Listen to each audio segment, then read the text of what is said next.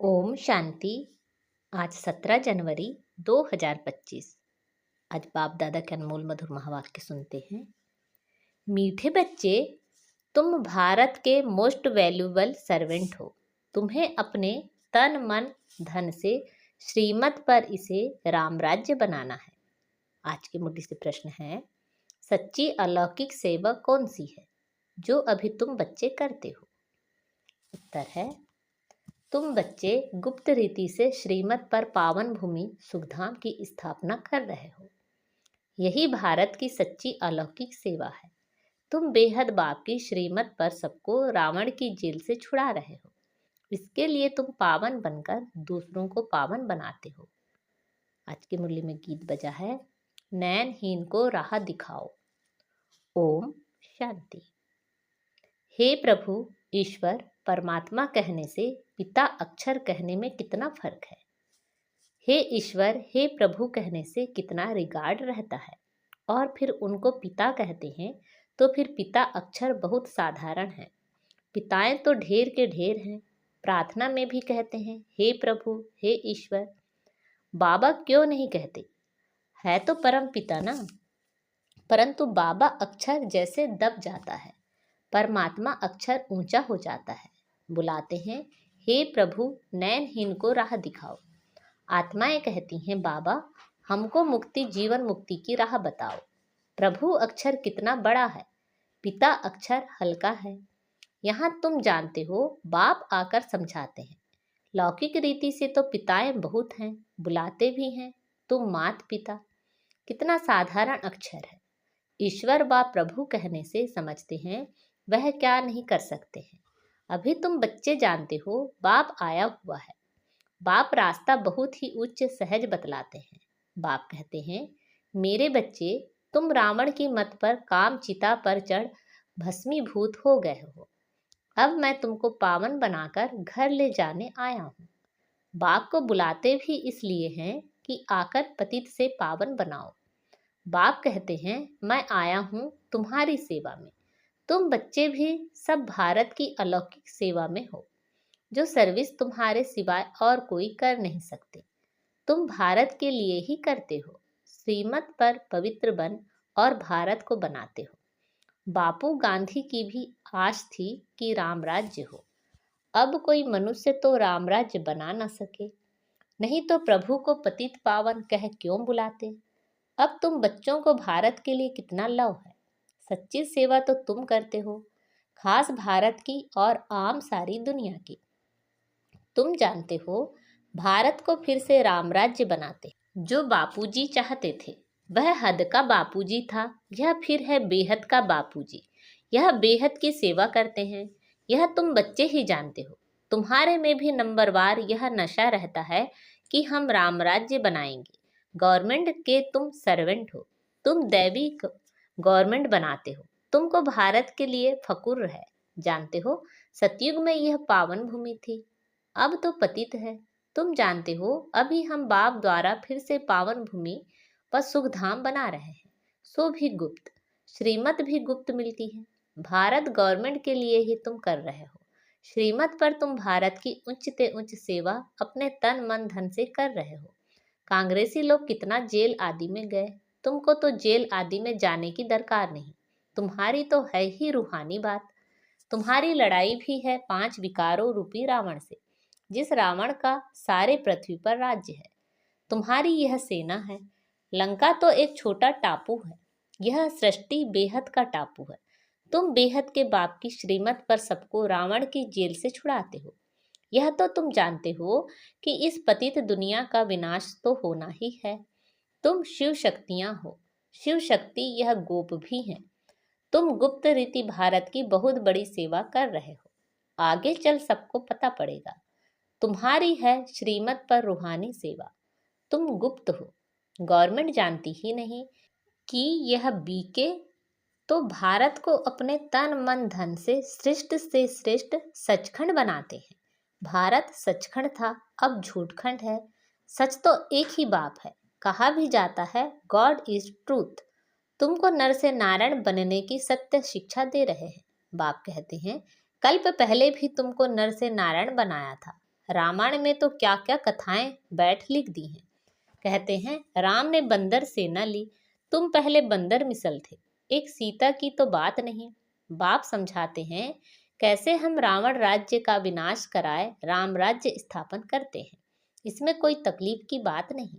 वह तो कितना खर्चा करते हैं, रावण का बुत बनाकर फिर उसको जलाते हैं। समझते कुछ भी नहीं। बड़े बड़े लोग सब जाते हैं, फॉरेनर्स को भी दिखाते हैं, समझते कुछ नहीं। अभी बाप समझाते हैं तो तुम बच्चों को दिल में उमंग है कि हम भारत की सच्ची रूहानी सेवा कर रहे हैं। बाकी सारी दुनिया रावण की मत पर है, तुम हो राम की श्रीमत पर। राम कहो शिव कहो, नाम तो बहुत रख दिए हैं। तुम बच्चे भारत के मोस्ट वैल्यूबल सर्वेंट हो श्रीमत पर। कहते भी हैं हे पतित पावन आकर पावन बनाओ। तुम जानते हो सतयुग में हमको कितना सुख मिलता है, कारून का खजाना मिलता है, वहाँ एवरेज आयु भी कितनी बड़ी रहती है। वे हैं योगी, यहाँ हैं सब भोगी, वह पावन यह पतित, कितना रात दिन का फर्क है। श्री कृष्ण को भी योगी कहते हैं, महात्मा भी कहते हैं, परंतु वह तो सच्चा महात्मा है। उनकी तो महिमा गाई जाती है सर्वगुण संपन्न।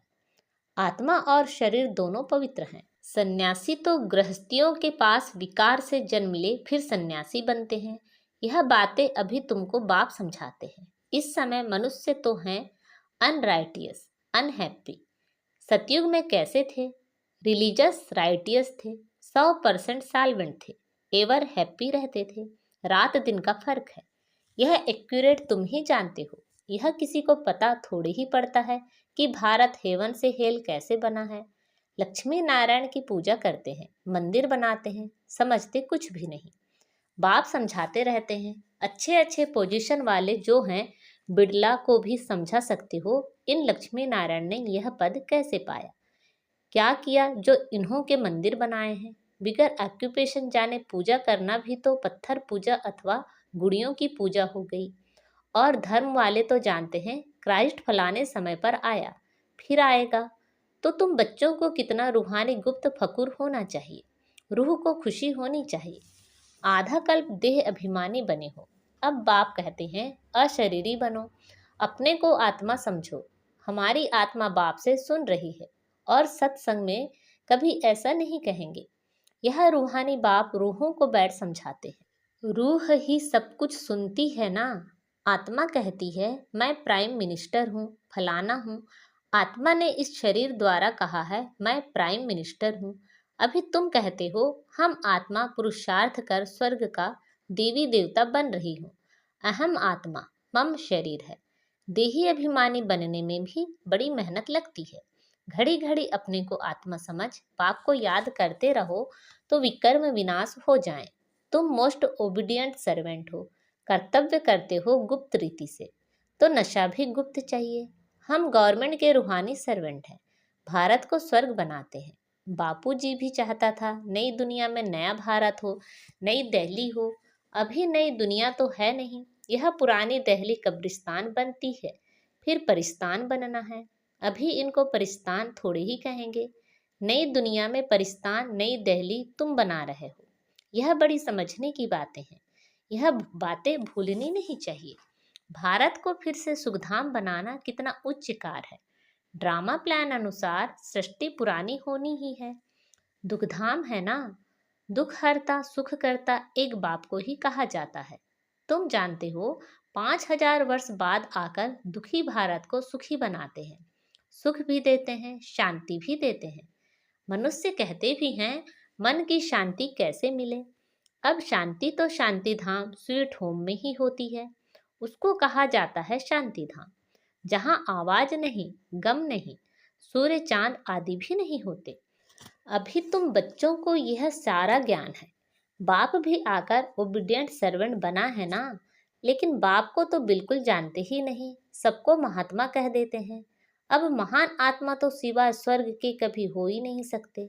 वहाँ आत्माएं पवित्र हैं, पवित्र थी तो पीस प्रॉस्पर्टी भी थी। अभी प्योरिटी नहीं है तो कुछ नहीं है, प्योरिटी का ही मान है। देवताएं पवित्र हैं तब तो उनके आगे माथा टेकते हैं। पवित्र को पावन, अपवित्र को पतित कहा जाता है। यह है सारे विश्व का बेहद का बापूजी। ऐसे तो मेयर को भी कहेंगे सिटी फादर। वहाँ थोड़े ही ऐसे बातें होंगी। वहाँ तो कायदे से राज्य चलता है। बुलाते भी हैं, हे पतित पावन आओ। अब बाप कहते हैं पवित्र बनो, तो कहते हैं यह कैसे होगा? फिर बच्चे पैदा कैसे होंगे? सृष्टि कैसे वृद्धि को पाएगी? उनको यह पता नहीं कि लक्ष्मी नारायण संपूर्ण निर्विकारी थे। तुम बच्चों को कितना अपोजिशन सहन करना पड़ता है। ड्रामा में जो कल्प पहले हुआ है वह रिपीट होता है। ऐसे नहीं कि ड्रामा पर रुक जाना है। ड्रामा में होगा तो मिलेगा। स्कूल में ऐसे बैठे रहने से कोई पास हो जाएंगे क्या? हर एक चीज के लिए मनुष्य का पुरुषार्थ तो चलता है। पुरुषार्थ बिगर पानी भी मिल ना सके। सेकंड बाय सेकंड जो पुरुषार्थ चलता है वह प्रारब्ध के लिए। यह बेहद का पुरुषार्थ करना है, बेहद के सुख के लिए। अभी है ब्रह्मा की रात, सो ब्राह्मणों की रात। फिर ब्राह्मणों का दिन होगा। शास्त्रों में भी पढ़ते थे परंतु समझते कुछ भी नहीं थे। यह बाबा खुद बैठकर रामायण भागवत आदि सुनाते थे। पंडित बन बैठते थे। अभी समझते हैं वह तो भक्ति मार्ग है। भक्ति अलग है, ज्ञान अलग चीज है। बाप कहते हैं तुम काम चिता पर बैठ सब काले बन गए हो। श्री कृष्ण को भी श्याम सुंदर कहते हैं ना। पुजारी लोग अंध श्रद्धालु हैं। कितनी भूत पूजा है। शरीर की पूजा गोया 5 तत्वों की पूजा हो गई। इसको कहा जाता है व्यभिचारी पूजा। भक्ति पहले अव्यभिचारी थी, एक शिव की ही होती थी। अभी तो देखो क्या क्या पूजा होती रहती है। बाप वंडर भी दिखाते हैं, नॉलेज भी समझा रहे हैं, कांटों से फूल बना रहे हैं। उनको कहते ही गार्डन ऑफ फ्लावर्स। कराची में पहरे पर एक पठान रहता था। वह भी ध्यान में चला जाता था। कहता था हम बहिश्त में गया, खुदा ने हमको फूल दिया। उनको बड़ा मजा आता था। वंडर है ना। वह तो 7 वंडर्स कहते हैं। वास्तव में वंडर्स ऑफ वर्ल्ड तो स्वर्ग है। यह किसी को भी पता नहीं है। तुम्हें कितना फर्स्ट क्लास ज्ञान मिला है। तुमको कितनी खुशी होनी चाहिए। कितना हाईएस्ट बाप दादा है और कितना सिंपल रहते हैं। बाप की ही महिमा गाई जाती है। वह निराकार निरहंकारी है। बाप को तो आकर सेवा करनी है ना। बाप हमेशा बच्चों की सेवा कर उनको धन दौलत दे खुद वानप्रस्थ अवस्था ले लेते हैं। बच्चों को माथे पर चढ़ाते हैं। तुम बच्चे विश्व के मालिक बनते हो। स्वीट होम में जाकर फिर स्वीट बादशाही आकर लेंगे। बाप कहते हैं हम तो बादशाही नहीं लेंगे। सच्चा निष्काम सेवाधारी तो एक बाप ही है। तो बच्चों को कितनी खुशी रहनी चाहिए, परंतु माया भुला देती है। इतने बड़े बाप दादा को भूलना थोड़े ही चाहिए। दादा की मिल्कियत का कितना फकुर रहता है। तुमको तो शिव बाबा मिला है, उनकी मिल्कियत है। बाप कहते हैं मुझे याद करो और दैवी गुण धारण करो। आसुरी गुणों को निकाल देना चाहिए। गाते भी हैं मुझ निर्गुण हारे में कोई गुण नहीं। निर्गुण संस्था भी है। अब अर्थ तो कोई समझते नहीं है। निर्गुण अर्थात कोई गुण नहीं, परंतु वह समझते थोड़े ही हैं। तुम बच्चों को बाप एक ही बात समझाते हैं। बोलो हम तो भारत की सेवा में हैं। जो सबका बापूजी है, हम उनकी श्रीमत पर चलते हैं। श्रीमत भगवत गीता गाई हुई है ना। अच्छा, मीठे मीठे शिखलते बच्चों प्रति माता पिता बाप दादा का याद प्यार और गुड मॉर्निंग। रूहानी बाप की रूहानी बच्चों को नमस्ते। हम सब रूहानी बच्चों की रूहानी माता पिता बाप दादा को याद प्यार, गुड मॉर्निंग और नमस्ते। आज की मुरली से धारणा के लिए मुख्य सार है, जैसे हाईएस्ट बाप दादा सिंपल रहते हैं, ऐसे बहुत बहुत सिंपल निराकारी और निरहंकारी बनकर रहना है। बाप द्वारा जो फर्स्ट क्लास ज्ञान मिला है उसका चिंतन करना है। ड्रामा जो हूबहू रिपीट हो रहा है, इसमें बेहद का पुरुषार्थ कर बेहद सुख की प्राप्ति करनी है। कभी ड्रामा कहकर रुक नहीं जाना है। प्रारब्ध के लिए पुरुषार्थ जरूर करना है। आज बाबा ने हमें वरदान दिया है, अव्यक्त स्वरूप की साधना द्वारा पावरफुल वायुमंडल बनाने वाले अव्यक्त फरिश्ता भव। अव्यक्त स्वरूप की साधना द्वारा पावरफुल वायुमंडल बनाने वाले अव्यक्त फरिश्ता भव। वायुमंडल को पावरफुल बनाने का साधन है अपने अव्यक्त स्वरूप की साधना। इसका बार बार अटेंशन रहे, क्योंकि जिस बात की साधना की जाती है उस बात का ध्यान रहता है। तो अव्यक्त स्वरूप की साधना अर्थात बार बार अटेंशन की तपस्या चाहिए। इसलिए अव्यक्त फरिश्ता भव के वरदान को स्मृति में रख शक्तिशाली वायुमंडल बनाने की तपस्या करो। तो आपके सामने जो भी आएगा वह व्यक्त और व्यर्थ बातों से परे हो जाएगा। आज का स्लोगन है, सर्वशक्तिमान बाप को प्रत्यक्ष करने के लिए एकाग्रता की शक्ति को बढ़ाओ। अब अपनी शक्तिशाली मनसा द्वारा सकाश देने की सेवा करो। जैसे अपने स्थूल कार्य के प्रोग्राम को दिनचर्या प्रमाण सेट करते हो, ऐसे अपनी मनसा समर्थ स्थिति का प्रोग्राम सेट करो। जितना अपने मन को समर्थ संकल्पों पे बिजी रखेंगे तो मन को अपसेट होने का समय ही नहीं मिलेगा। मन सदा सेट अर्थात एकाग्र है तो स्वतः अच्छे वाइब्रेशन फैलते हैं, सेवा होती है। अच्छा, ओम शांति।